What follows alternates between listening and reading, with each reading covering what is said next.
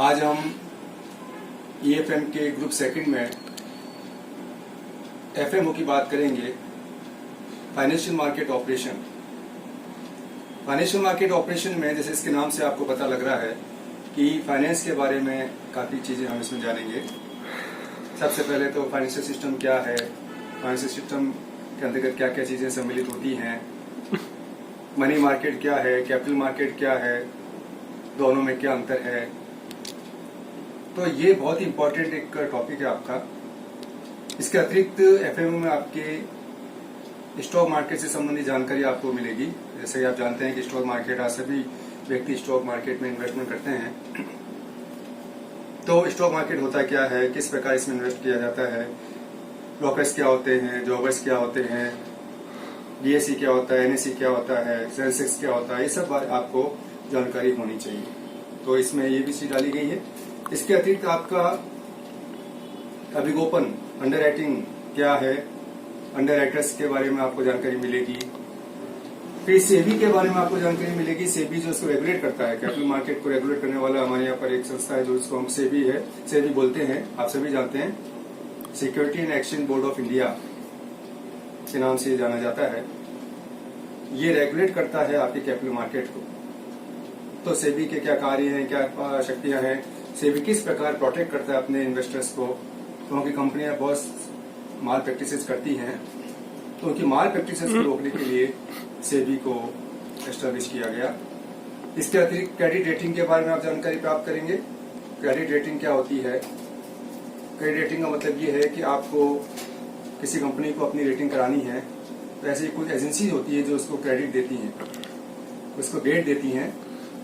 आपने कई बार देखा होगा AAA, AA+, B, तो ये सब उसकी रेटिंग है।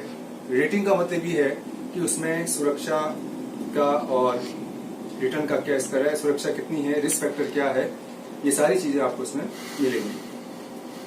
तो आज हम पहला जो टॉपिक है जो बहुत इंपॉर्टेंट है, जिसके बारे में अक्सर एग्जाम में क्वेश्चन आते हैं, उसके बारे में बात करेंगे। फाइनेंशियल सिस्टम, वित्तीय प्रणाली।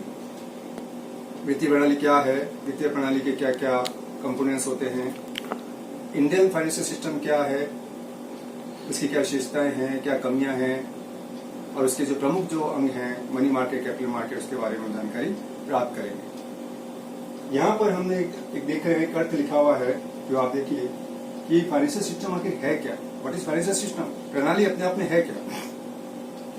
तो प्रणाली बहुत सारी चीजों का एक सेट होता है। तो क्या है?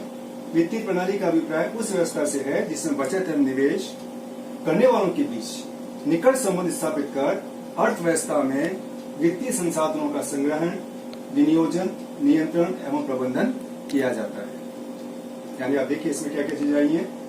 बचत एवं निवेश करने वालों के बीच में, बचत कौन करता है? बचत हम करते हैं। उपभोक्ता बचत करते हैं, आप करते हैं, हम करते हैं। और उन वस्तुओं को इन्वेस्टमेंट में कन्वर्ट करने वाले कौन होते हैं? ऐसी कुछ एजेंसीज होती हैं, ऐसी संस्थाएं होती है जो बचत को निवेश में कन्वर्ट करती है। तो फाइनेंशियल सिस्टम क्या करता है? दोनों को जोड़ता है, के बीच में निकट संबंध स्थापित करता है और अर्थव्यवस्था में वित्तीय संसाधनों का संग्रहण और जो रिसोर्सेज है उनको कलेक्ट करता है, फिर क्या करता है? उनका विनियोजन करता है, इन्वेस्टमेंट करता है, उनको कंट्रोल करता है और उनको मैनेज करता है। तो फाइनेंशियल सिस्टम आपका सेविंग करने वाले और इन्वेस्टमेंट, जो आपके सेविंग को प्राप्त कर इन्वेस्टमेंट में कन्वर्ट करते हैं, उनके बीच की कड़ी होती है। ये कह लीजिए कुछ मध्यस्थ ऐसे होते हैं जो कार्य करते हैं। आप देखेंगे आगे कॉमर्शियल बैंक्स होते हैं, ऐसी वित्तीय संस्थाएं होती है जो कार्य करते हैं। सरल शब्दों में अगर हम बात करें तो फाइनेंशियल सिस्टम क्या है? वित्तीय प्रणाली वित्तीय संस्थाओं, बाजारों, उपकरणों, सेवाओं, कार्य पद्धतियों एवं प्रचलित व्यवहारों आदि का जटिल एवं अंतर संबंधित समूह है। बहुत सारी चीजें इसमें आई हैं। क्या क्या आई हैं? वित्तीय संस्थाएं, फाइनेंशियल इंस्टीट्यूशंस, बाजार, मार्केट, उपकरण, इंस्ट्रूमेंट्स, सेवाएं, सर्विसेज, कार्य पद्धतियां, सिस्टम और प्रचलित व्यवहारों आदि का जटिल एवं अंतर, कॉम्प्लेक्स, बहुत ही कॉम्प्लेक्स एक ग्रुप है जो कि इन सबको जोड़ के फाइनेंशियल सिस्टम को बताता है। तो सिस्टम सबका अगर हम जोड़ दें सारे सिस्टम्स को, तो एक फाइनेंशियल सिस्टम हमारे बीच में आ जाता है। तो ये तो एक फाइनेंशियल सिस्टम आखिर है क्या।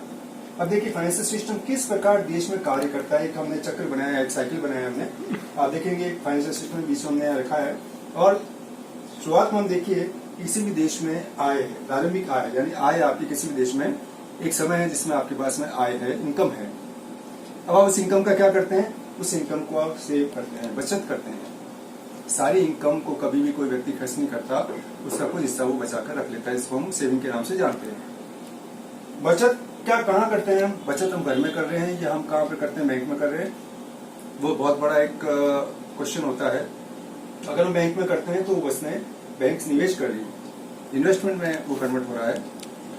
और निवेश करने का मतलब ये हो गया कि बैंक्स और दूसरी इंस्टीट्यूशन आपकी बचत को निवेश में कन्वर्ट करके पूंजी निर्माण करती है, कैपिटल फॉर्मेशन करती है। देश में पूंजी निर्माण का जो कार्य होता है ये बहुत महत्वपूर्ण कार्य होता है और इसमें वित्तीय संस्थाओं का बहुत बड़ा रोल होता है। और वो निवेश करके क्या कर रही है? निवेश से क्या हो रहा है? उससे रोजगार में वृद्धि हो रही है, एम्प्लॉयमेंट बढ़ रहा है।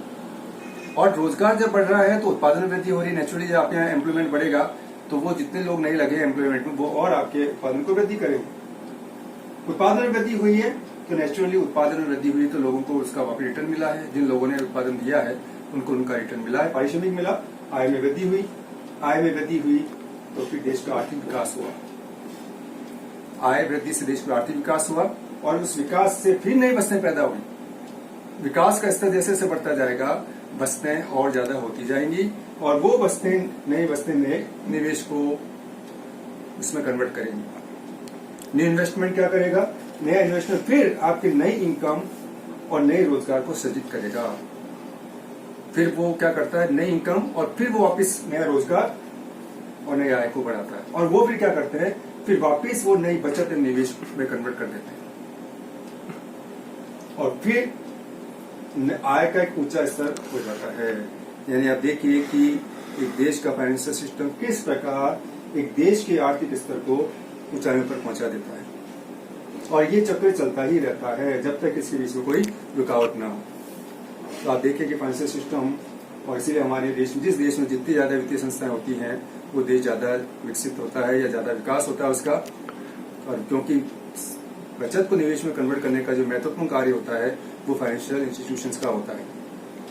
बहुत सारे ऐसे इंस्ट्रूमेंट्स होते हैं जब आप आगे पढ़ेंगे उनके माध्यम से ये सारी चीजें की जाती हैं और वो देश में इस प्रकार ये चक्र चलता रहता है और ज्यादा हाइट पर हम पहुंचते जाते हैं। तो कुल मिलाकर आपने देखा कि फाइनेंशियल सिस्टम क्या है। फाइनेंशियल सिस्टम बहुत सारी चीजों का एक समूह है और उस किस प्रकार फाइनेंशियल सिस्टम कार्य करता है। धन्यवाद। आगे हम बात करेंगे पूंजी निर्माण और पूंजी बाजार और मुद्रा बाजार की। धन्यवाद।